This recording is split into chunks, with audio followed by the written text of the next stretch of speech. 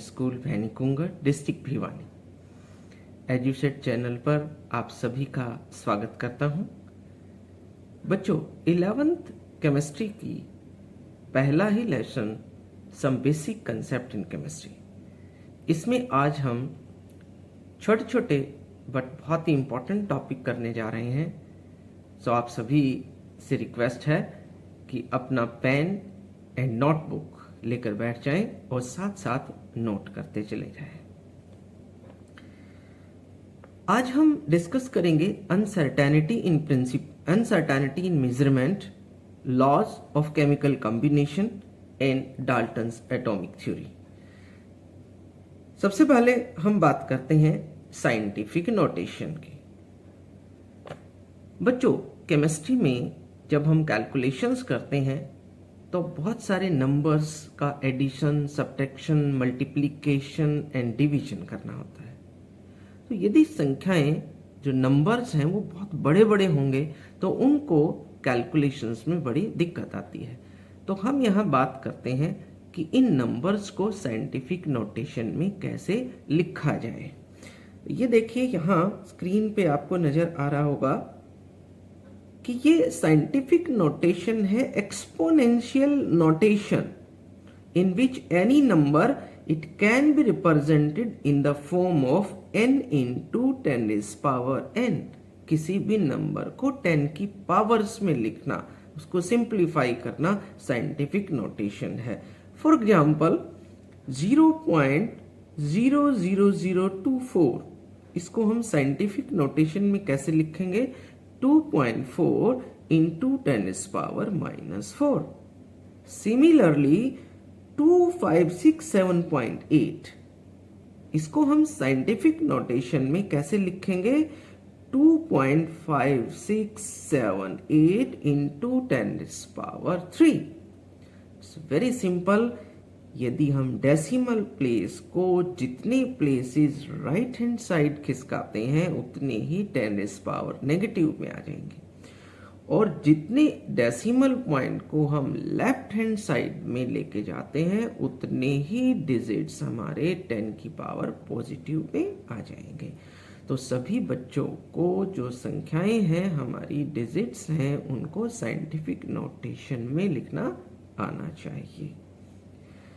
Okay बच्चों, अब कुछ प्रॉब्लम्स है प्रैक्टिस के लिए। आप अपनी नोटबुक लेके बैठे होंगे, जल्दी से नोट कीजिए और ये दोनों की दोनों जो प्रॉब्लम्स हैं इनको सॉल्व करके फटाफट दिखाइए। पहला क्वेश्चन है कि multiply the following numbers first without converting in scientific notation and then convert into scientific notation and calculate this. Multiplication है, लेकिन पहले आप बगैर साइंटिफिक नोटेशन के बदले आप कैलकुलेशन करेंगे, उसके बाद साइंटिफिक नोटेशन में चेंज करके आप इसकी कैलकुलेशन करेंगे और ये पता लगाएंगे, फाइंड आउट करेंगे। ये अपने आप आपको मालूम हो जाएगा कि विच मेथड इज बेटर, यानी कि बड़ी संख्याओं को साइंटिफिक नोटेशन में लिखने के बाद कैलकुलेशन करना ज्यादा इजी होगा। Okay, now the second topic, that is significant figures। बच्चों, significant figures बहुत ही आसान सा टॉपिक है, लेकिन कोई भी कॉम्पिटिटिव एग्जाम्स हो या बोर्ड एग्जाम्स हो, एक क्वेश्चन सिग्निफिकेंट फिगर्स पे जरूर आएगा। तो सबसे पहले हम बात करते हैं कि सिग्निफिकेंट फिगर्स में प्रेसिजन एंड एक्यूरेसी, ये दो वर्ड काफी यूज होते हैं। क्या है प्रेसिजन? प्रेसाइज टर्म कौन सी होगी? एक्यूरेट टर्म कौन सी होगी? तो बड़ी ध्यान से देखिए कि प्रेसिजन जो है, it refers to the closeness of various measurement for the same quantity, hence close to their average value. जो आपका रिजल्ट सभी एक्सपेरिमेंट की एवरेज वैल्यू के क्लोज है तो हम उसको प्रेसाइज टर्म कहेंगे, उसको प्रेसाइज रिजल्ट कहेंगे। And what is accuracy? It is the agreement of a particular value to the true value. जो ट्रू वैल्यू के नजदीक आपका रिजल्ट है वो ज्यादा एक्यूरेट है। तो अब आप ये बता सकते हैं कि which result is accurate and which is precise. जो एवरेज रिजल्ट के क्लोज है वो प्रिसाइज होगा और जो ट्रू वैल्यू के क्लोज है वो एक्यूरेट होगा, राइट। Now some problems. एक क्वेश्चन है आपका कि 3 स्टूडेंट्स हैं ABC जो कि बॉइलिंग पॉइंट मेजर कर रहे हैं वाटर का और उनके रिजल्ट कुछ इस तरीके से आते हैं। A जो स्टूडेंट है उसका बॉइलिंग पॉइंट है 99.5, B स्टूडेंट का आता है 97 एंड C का आया 98 डिग्री सेल्सियस। आपको बताना है कि इनमें से इन तीनों रिजल्ट्स में से which one is most precise value and which one is more accurate value. Okay, now what is significant figures? The total number of meaningful digits in a number including the last digit whose value is uncertain, it is called as the significant figures. And very important question, that what are the rules to find out the significant figures, significant numbers in any digits or in any calculations. So the first rule is all the non-zero digits, they are significant. For example, if a number is 175 centimeter, so all these digits are non-zero, so they all are the significant, and the significant figure, significant number is 3. Second rule is the 0 to the left side of the first non-zero digit, they are non-significant. Non-zero digit के left side जितनी भी zero हैं, they all are non-significant. So in this example 0.075 kg, इसका significant figure होगा केवल 2. These 0 are non-significant. Rule number 3 is the zeros which are in between the two non-zero digits, they are significant. And in this example 4.008, it has the 4 significant figures. Now rule number 4, 0 at the end of right of a number, they are only significant when they are on the right side of the decimal point. It means non-zero digit के जो right side zeros होंगी वो तभी significant होंगी तब उनसे पहले कहीं ना कहीं decimal point हो। जैसे 0.300, so these zeros which are right side from the non-zero digits, they are significant, hence the significant figure, significant number is 3. But the terminal 0, they are not significant if there is no decimal point. For example 400, it has only one significant figure. लेकिन यदि हम इसको 400.0 लिख देते हैं तो ये significant बन जाएंगी और इसका सिग्निफिकेंट फिगर 4 हो जाएगा। Rule number 5, the counting number of objects like 20 balls for bananas, they have the infinite significant figures, and in those numbers which are written in the scientific notation, all digits are significant. So the significant figure in this number which is written in scientific notation is a 3, right? Now rules for determining the number of significant figures in answers calculating involving the calculations.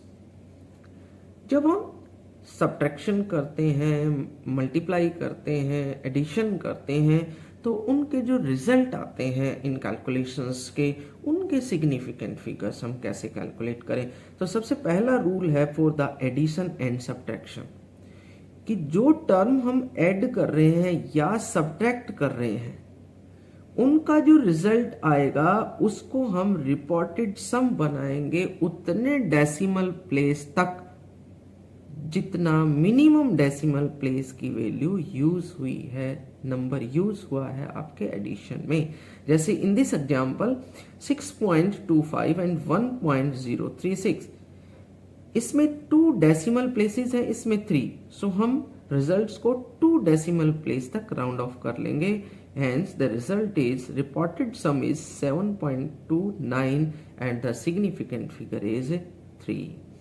Just like this, यदि multiplication या division है तो हम reported result वहां तक बनाएंगे जहां तक कम से कम सिग्निफिकेंट फिगर का नंबर यूज हुआ है। यहां डेसिमल प्लेस नहीं देख रहे, यहां हम देखेंगे सिग्निफिकेंट फिगर्स।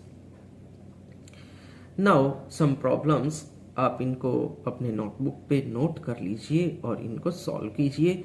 कि ये पहला क्वेश्चन है कि how many significant figures there are in each of the following numbers. कुछ नंबर्स दिए हैं और इनमें आपने सिग्निफिकेंट फिगर्स बताने हैं। Second question is what is the significant figures in Avogadro number.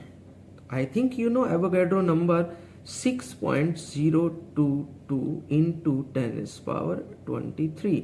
इस नंबर में कितने सिग्निफिकेंट फिगर्स हैं ये आपको बताना है। Just like this, Planck's constant 6.626 into 10⁻34 joule into second. ये जो प्लैंक्स कांस्टेंट है इसमें सिग्निफिकेंट फिगर कितने होंगे ये बताना है। Question number 3, 23000। इस नंबर को एक्सपोनेंशियल फॉर्म में यानी कि साइंटिफिक नोटेशन में इस तरीके से लिखना है अलग अलग कि उसमें 3 सिग्निफिकेंट फिगर्स हो, और इस तरीके से लिखना है कि उसमें 4 सिग्निफिकेंट फिगर्स हो।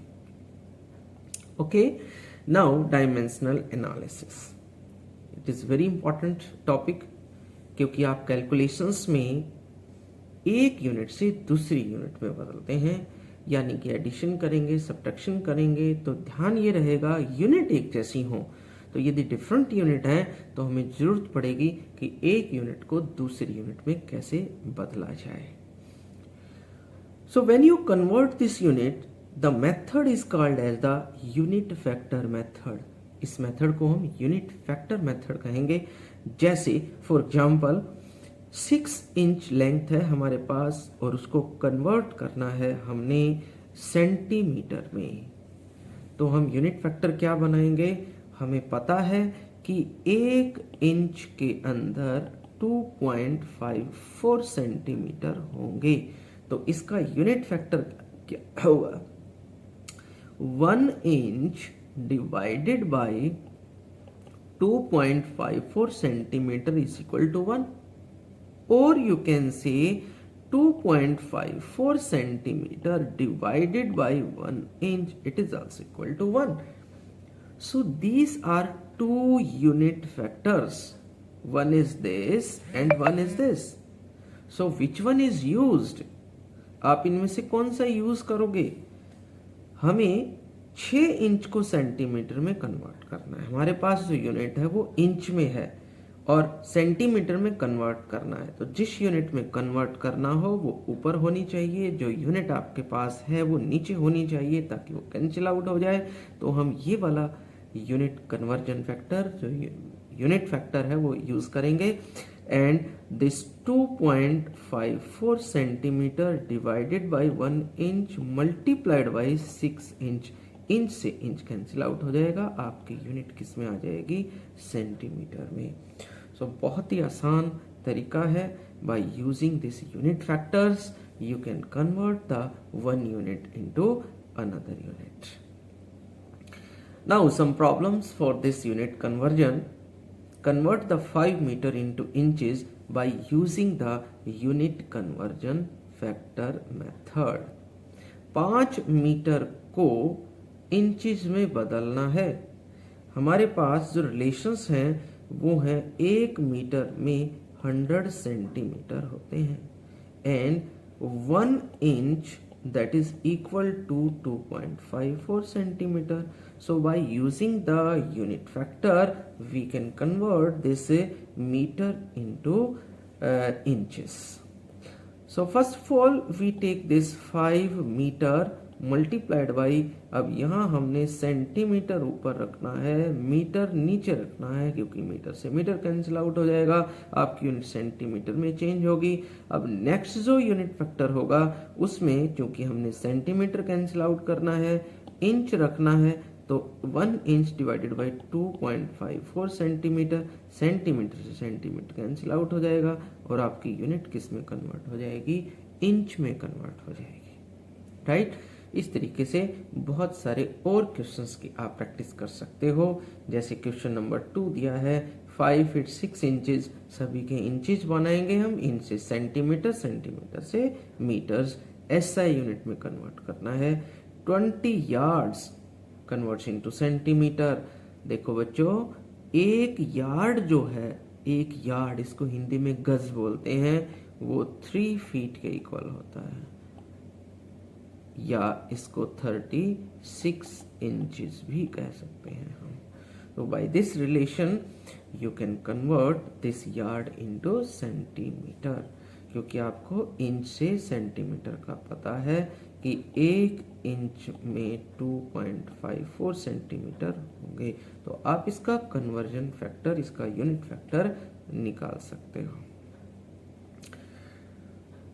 ये सारी बात थी कैलकुलेशंस की। आपको साइंटिफिक नोटेशन मैंने बता दिया, आपको यूनिट कन्वर्जन मैंने बता दिया। इससे प्रीवियस लेक्चर में हमने यूनिट्स की बात की, तो ये पूरा रिवाइज करना है और नोटबुक में नोट करके इसको याद रखना है और प्रैक्टिस करनी है यूनिट कन्वर्जन्स की। अब हम बात करते हैं लॉज ऑफ केमिकल कॉम्बिनेशन। ये सभी लॉज हमने 9th क्लास में भी पढ़े थे और सेम अब 11th क्लास में भी पढ़ रहे हैं। The first law is law of conservation of mass. It's very easy. This law is given by Lavoisier in 1789 and it states that matter can neither be created nor destroyed. Matter को ना तो पैदा किया जा सकता है ना नष्ट किया जा सकता है। दूसरे शब्दों में आप कह सकते हो कि कोई भी फिजिकल या केमिकल चेंज होता है उसमें जो टोटल मास रिएक्टेंट का है उतना ही मास टोटल प्रोडक्ट का होगा। फॉर एग्जाम्पल, यदि हम कंबशन करते हैं मीथेन का, कार्बन डाइऑक्साइड और वाटर बनता है, तो हम वेइंग करते हैं यदि रिएक्टेंट की और वेइंग करते हैं प्रोडक्ट बनने के बाद प्रोडक्ट्स की, तो दोनों का मास सेम रहेगा।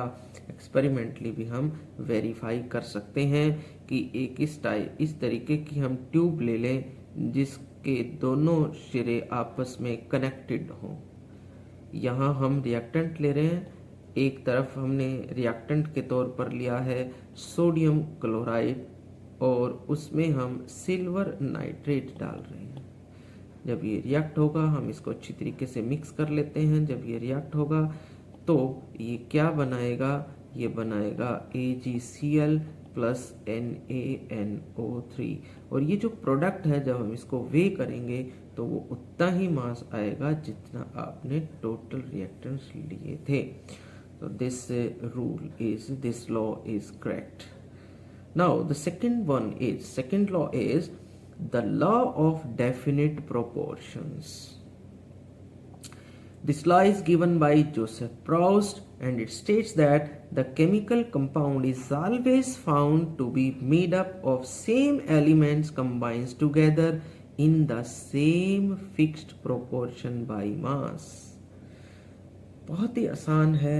जैसे एग्जाम्पल यहाँ वाटर का लिया है कि वाटर किसी भी सोर्स से क्यों न लिया गया हो, चाहे वो वेल से, कुएं से लिया हो, चाहे वो अंडरग्राउंड वाटर हो, चाहे इंडिया का वाटर हो, चाहे इंग्लैंड का वाटर हो, यदि वो पानी है तो वो हमेशा हाइड्रोजन और ऑक्सीजन से मिलकर बना होगा और हाइड्रोजन और ऑक्सीजन की जो रेशियो है that will always 1:8।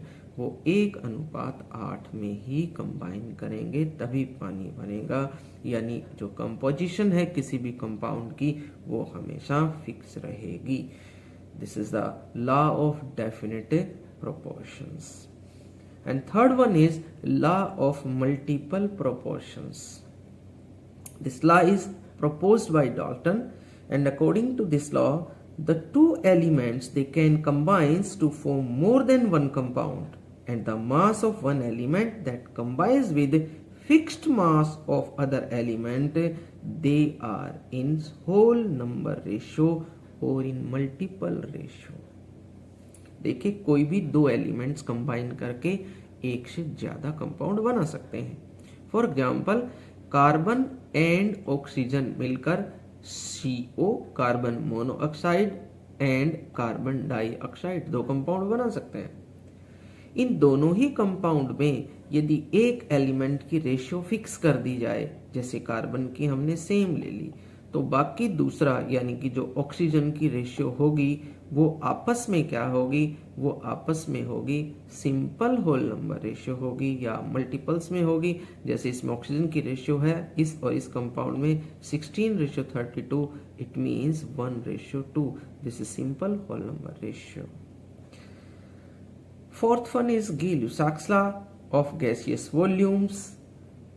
Gay-Lussac in 1808 gives this law, and it states that when the gases react together, they always do so in volumes, which bears a simple whole number ratio. For example, when hydrogen and chlorine react together and converts into HCl gas, they all are the gaseous in states. So they combine in the volume, and this ratio of their volume, that is always be whole number ratio, simple ratio, and in this example the ratio of hydrogen, chlorine and HCl is 1:1:2. And now the Avogadro's law. In 1811, Avogadro proposed that the equal volumes of gases at same temperature and pressure, they should contain the equal number of the molecules.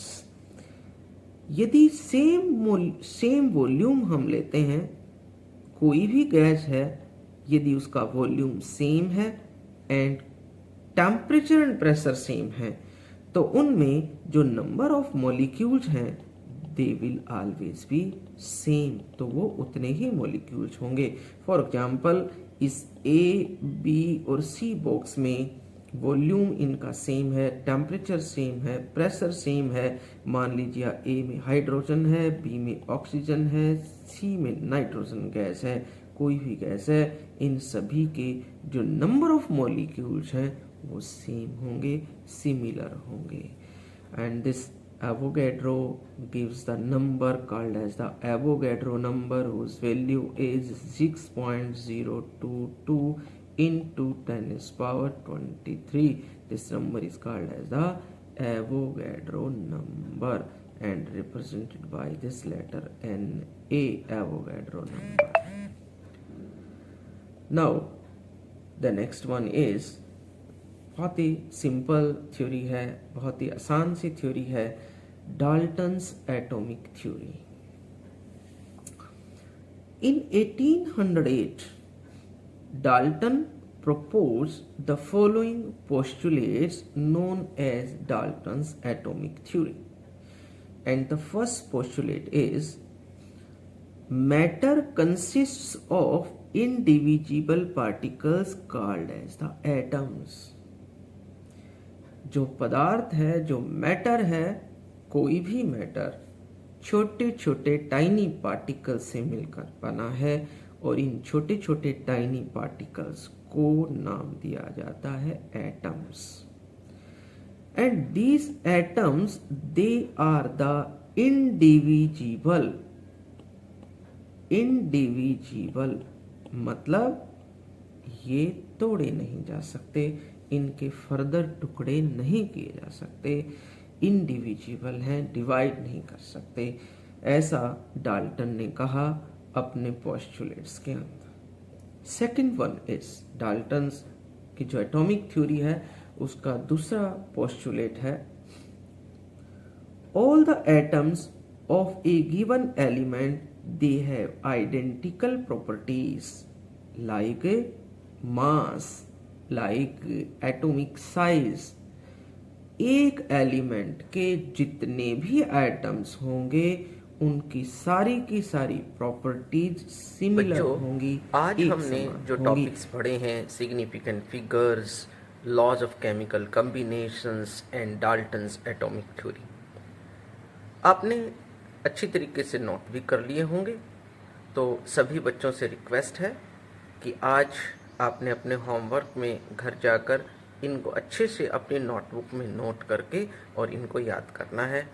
जितने भी numericals आपकी book में exercise में दिए हुए हैं वो सभी आपने अच्छे से उनकी प्रैक्टिस करनी है। और फिर भी कोई प्रॉब्लम आती है, कोई दिक्कत आती है तो फिर आपको कंसल्ट करना है। ओके, तो आई होप कि आप अच्छे से इन टॉपिक्स की तैयारी करोगे और नेक्स्ट टॉपिक के लिए आप कल रीडिंग लगा के आओगे। नेक्स्ट टॉपिक हम पढ़ेंगे मोल कंसेप्ट। इसके लिए आपको मोलर मास निकालना आना चाहिए।